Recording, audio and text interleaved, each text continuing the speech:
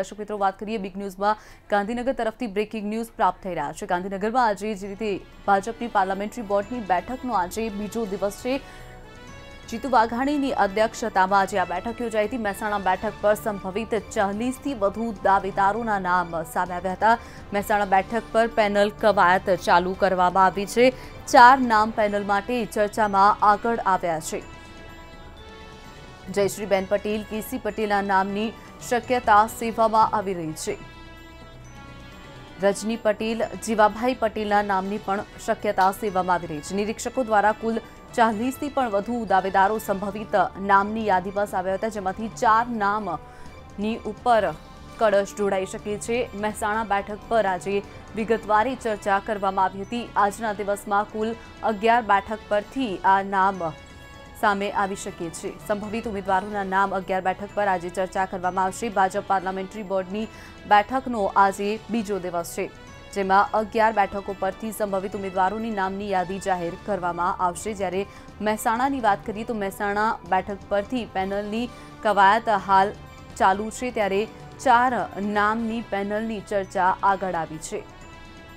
જયશ્રીબેન પટેલ, કેસી પટેલનું નામ સૌથી મોખરે માનવામાં આવી રહ્યું છે, તો બીજી તરફ રજની પટેલ, જીવાભાઈ પટેલના નામની શક્યતા પણ સેવામાં આવી રહી છે। ઉલ્લેખનીય છે કે મહેસાણાની જે રીતે પાટીદારોનું એપી સેન્ટર માનવામાં આવે છે, પાટીદારોનું ગઢ માનવામાં આવે છે, આ ઉપરાંત જો વાત કરીએ પાટીદાર અનામત આંદોલનની શરૂઆત પણ મહેસાણાથી થઈ હતી, ત્યારે પાટીદારોના ગઢમાં તમામ પાટીદારોના નામ જ સામે આવ્યા છે। વાત કરીએ આ અંગે જ વધુ માહિતી માટે મંતવ્યના સંવાદદાતા સોનલ અનરકટ ગાંધીનગરથી આપણી સાથે સીધા જોડાઈ ગયા છે।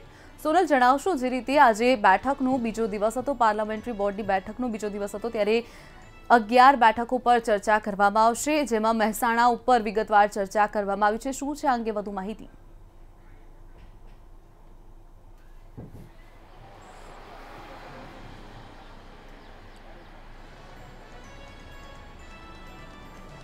જી, અમે અત્યારે ગાંધીનગર રાજભવન ખાતે છીએ। સીએમ બંગલો પર અત્યારે બેઠક ચાલી રહી છે। સમીક્ષા બેઠકો શરૂ થઈ છે, આજે બીજો દિવસ છે સમીક્ષા બેઠકનો। ખાસ કરીને વાત કરીએ તો સવારથી જે પ્રારંભ થયો છે, મહેસાણા બેઠકથી સમીક્ષા બેઠકનો પ્રારંભ કરવામાં આવ્યો છે। ઉલ્લેખનીય છે કે ગોવાના સીએમ મનોહર પારીકરના અવસાન બાદ તેમનો શોક પ્રસ્તાવ પારિત કર્યા બાદ આ બેઠકનો પ્રારંભ કરવામાં આવ્યો હતો। તેમને શ્રદ્ધાંજલિ આપવા માટે થઈને 2 મિનિટનું મૌન પણ પાડવામાં આવ્યું હતું, અને ત્યારબાદ મહેસાણા બેઠકની ચર્ચા જે છે, સમીક્ષા છે, તેનો પ્રારંભ કરવામાં આવ્યો હતો। સૂત્રો દ્વારા મળતી માહિતી પ્રમાણે મહેસાણા બેઠકમાંથી થઈને લગભગ 40થી વધુ ઉમેદવારોએ જ્યારે સેન્સ પ્રક્રિયા ચાલી રહી હતી, ત્યારે 40થી વધુ દાવેદારો નિરીક્ષકો સમક્ષ આવ્યા હતા। જોકે 40 જેટલા નામો આજની જે બેઠક છે તેમાં ચર્ચા પર લેવામાં આવ્યા નથી, પરંતુ તેમાંથી છાંટીને, એટલે કે જે મુખ્ય દાવેદારો કહી શકાય, જે મહત્વના નેતાઓ છે, તેમના નામ આગળ કરી અને તેના પર અત્યારે હાલ ચર્ચા કરવામાં આવી રહી છે નિરીક્ષકો દ્વારા।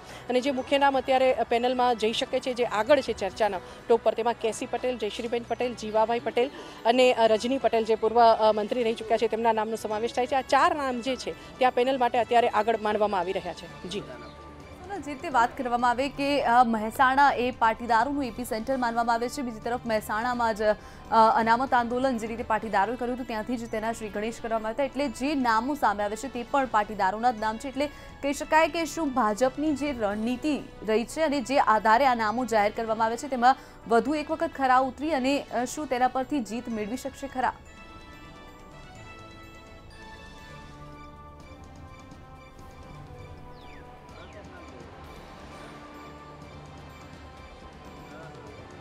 જી, અત્યારે જે મહેસાણા છે તેને તમે કહ્યું એમ કે જે પાટીદારની જે આંદોલનનો પ્રારંભ થયો, પાટીદારોનું જે વસ્તી છે તેની દ્રષ્ટિએ અને પાટીદાર આંદોલન માટે થઈને તેને એપી સેન્ટર ગણવામાં આવે છે। મહેસાણામાં પાટીદારોનું જે વસ્તી છે તે વધારે છે, અને તેના આધારે થઈને જ અત્યારે જે કંઈ પણ 4 નામ સામે આવી રહ્યા છે તે પાટીદારોના જ નામ છે। અને આ બેઠક એવી છે કે જ્યાં આ પાટીદાર ઉમેદવાર હોય તો ભાજપ વિનમાં રહી શકે છે। અને ઉલ્લેખનીય છે કે દરેક રાજકીય પક્ષ જ્ઞાતિના તડજોડને પણ ધ્યાનમાં રાખતો હોય છે। જ્યારે પણ ઉમેદવાર નક્કી કરવામાં આવે છે ત્યારે સૌથી મોટું ફેક્ટર જ્ઞાતિનું ફેક્ટર ગણાય છે, કેમ કે કઈ જ્ઞાતિના કેટલા મત કયા વિસ્તારમાં છે અને કયા ઉમેદવારને કેટલા સપોર્ટર મળી શકે છે, એમ છે તેના આધારે જ જે નામ છે તે પસંદ કરવામાં આવતું હોય છે। અને તે જ ચર્ચા અત્યારે પણ મહેસાણા બેઠક માટે ચાલી રહી છે, કેમ કે સવારે લગભગ 11 વાગે બેઠક શરૂ થઈ હતી, 11:15 આસપાસ આ બેઠક શરૂ થઈ છે, અને હજુ સુધી આ જ બેઠક મહેસાણા બેઠક પર જ ચર્ચા ચાલી રહી છે, જે દર્શાવે છે કે પાટીદાર ફેક્ટર ભાજપ માટે પણ કેટલું અગત્યનું છે। જી, સવારથી અત્યાર સુધી મહેસાણા બેઠકની જ ચર્ચા ચાલી રહી છે, ત્યારે હવે આગળની જે બેઠક યથાવત રહેશે તેમાં કેવા પ્રકારની ચર્ચા કરવામાં આવે છે, કયા કયા મુદ્દે ચર્ચા કરવામાં આવશે?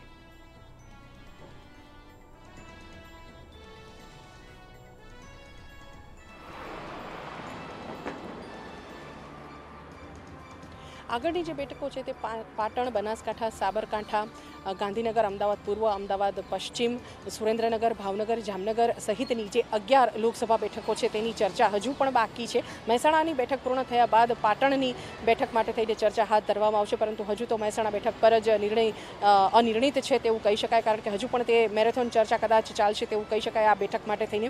ત્યારબાદ પાટણની બેઠક પર ચર્ચા હાથ ધરવામાં આવશે અને મોડી સાંજ સુધી આ ચર્ચા ચાલશે અને આવતીકાલે અન્ય જે 4 બેઠકો બાકી છે લોકસભા બેઠકો તેના સંદર્ભે આવતીકાલે હાથ ધરવામાં સમીક્ષા હાથ ધરવામાં આવશે. ઉલ્લેખનીય છે કે નિરીક્ષકો તરફથી જે નામો આગળ કરવામાં આવ્યા છે, જે નામો પર મજબૂત ઉમેદવાર સંદર્ભે આજે ચર્ચા ચાલી રહી છે અને આ જ ચર્ચા આવતીકાલે પણ યથાવત રહેશે.